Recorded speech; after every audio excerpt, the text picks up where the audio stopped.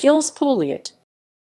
Gilles Pouliot, born May 25, 1942, is a former politician in Ontario, Canada. He served as a member of the Legislative Assembly of Ontario from 1985 to 1999, representing the Northern Ontario riding of Lake Nipigon for the New Democratic Party.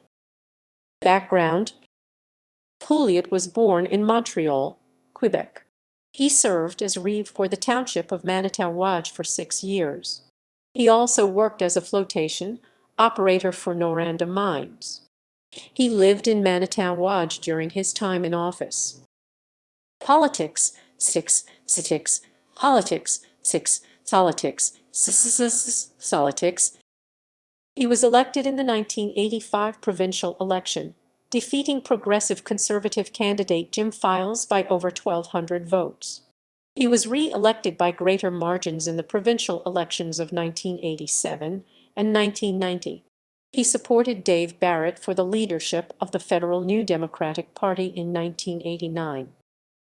Government: the NDP won a majority government in the 1990 election, and Pouliot was named as Minister of Mines and Minister responsible for Francophone affairs in Bob Rae's government on October 1, 1990.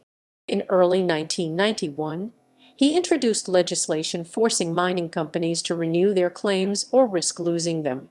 He retained responsibility for Francophone affairs throughout the Rae government. On July 31, 1991, he was transferred from Mines to the Ministry of Transportation. On October 21, 1994, near the end of the Rae government's time in office, he was shifted back to Northern Development and Mines. Cabinet positions.